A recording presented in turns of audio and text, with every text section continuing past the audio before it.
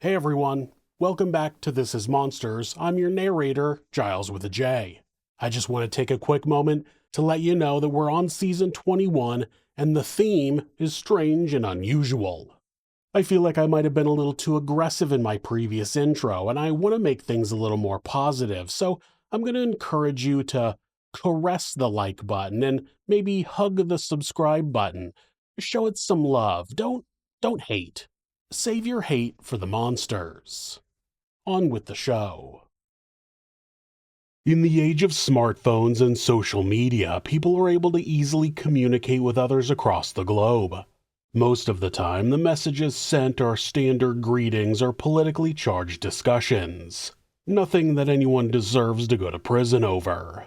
Sometimes, though, the message becomes the main evidence in a horrific crime. This is Monsters.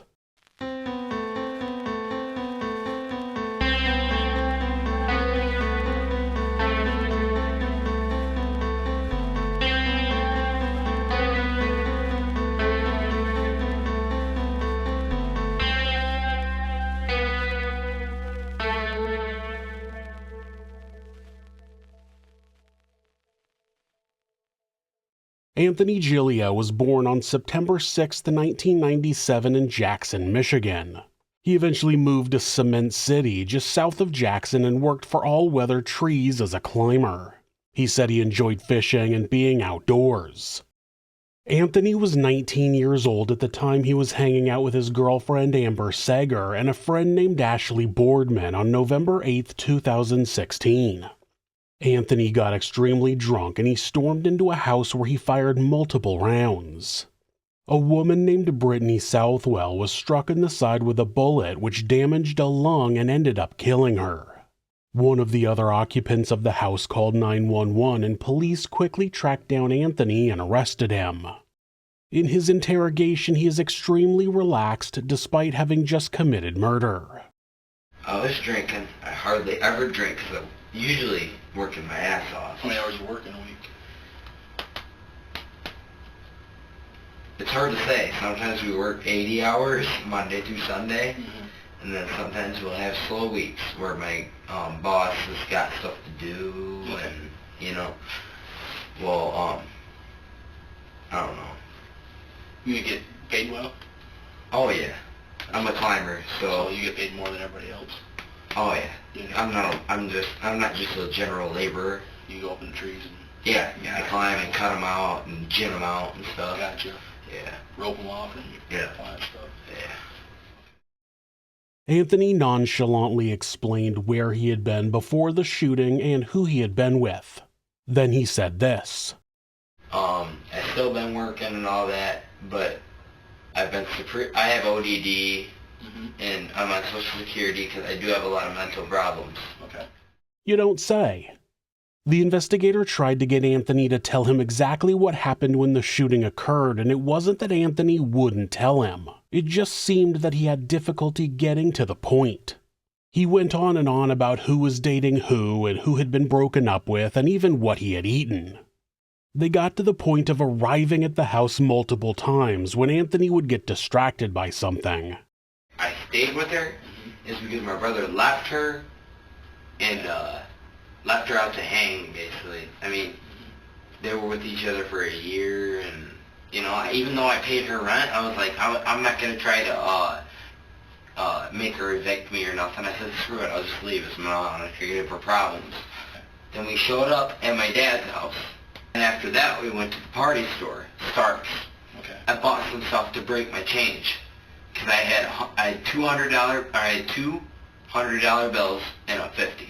Okay. I went to the store and basically bought, what was it, a Slim Jim, a Pepsi, like one of the bigger Pepsis, I think 4 burritos, like one of the bean and cheese burritos. Okay. Like the 89-cent ones or whatever. That way I could give her like a $10 bill for a pint.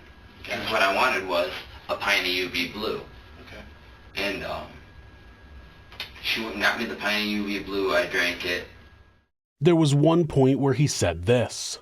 But once I started drinking, I let Ashley drive. Because I'm not stupid. I'm not going to drink and drive. Right. He's not stupid enough to drive drunk, but shooting a gun in an occupied residence is apparently not out of the question for Anthony. During his interrogation, Anthony had already mentioned Amber Sager, Ashley Boardman, and an ex-girlfriend named Amber Uphold a number of times. At some point, he mentions someone named Anastasia, but he doesn't know her last name. It's unclear who that was, as nobody with that name seems to have been involved. But the one person who never comes up in his interrogation is Brittany Southwell. It seems as though he didn't know she was there, and it eventually becomes clear that he didn't even know her. Authorities determined that Anthony did not go to the house that night to kill Brittany. She was just an unfortunate victim of Anthony's recklessness.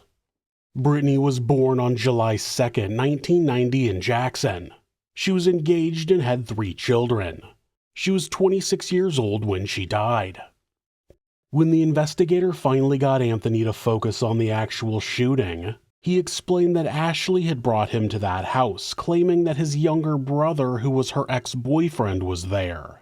Anthony said that he knocked on the door, and when nobody answered, he kicked it in.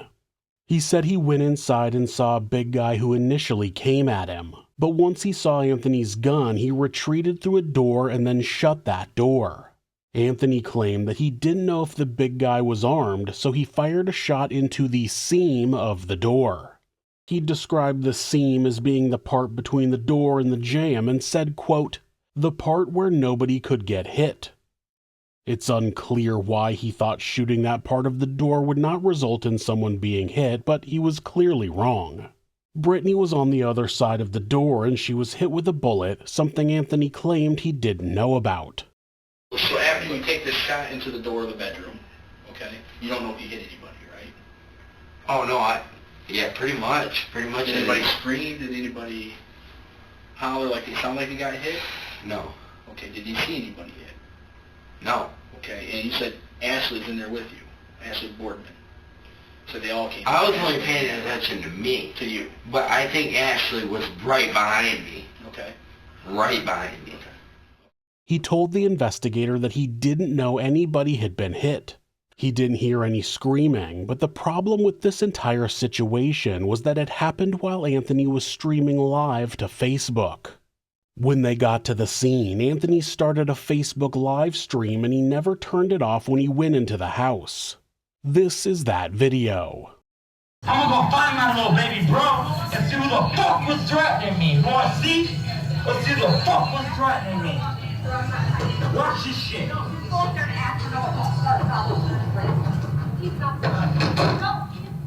Let's see this shit right here. Watch this. I got to get it.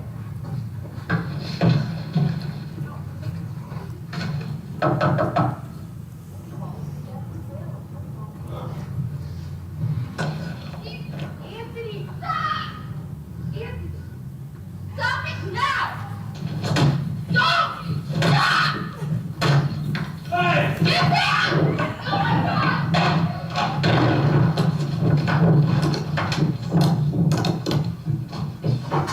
Hey, yo! Get the fuck up!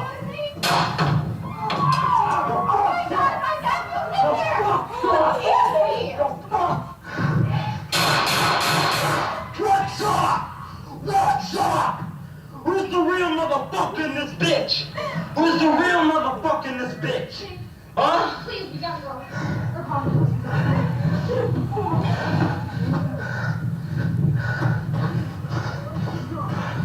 Who's the real motherfucker?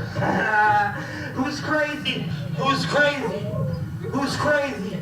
Who's crazy? Stop it. Who's crazy? Give me that. Anthony! Let's go. Get out of here. Did you shoot someone? I don't fucking know. You're dumb. You're being dumb. What's up? What's up? See me in the Aryan Brotherhood in prison. Oh my God. See me there. Anthony had explained in his interrogation that his brother had told him that someone was threatening him, so he went into the house to find out who that person was. Despite what he said in his interrogation, he seems to know what house he's at. It seems that he knows he hit somebody. I don't think he knew it was Brittany, but the video shows a much different scene than the one Anthony described during his interrogation. Anthony Gelia was found guilty of first-degree murder and sentenced to life in prison without the possibility of parole.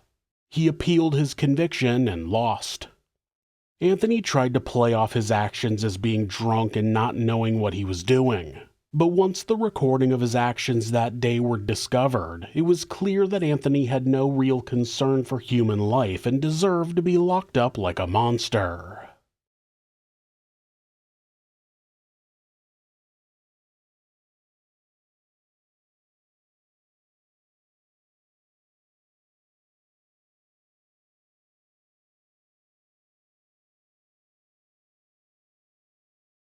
Thanks so much for letting me tell you this story. If you're a fan of true crime, hit subscribe and turn on notifications so you don't miss an episode. You can also hit like or leave a comment.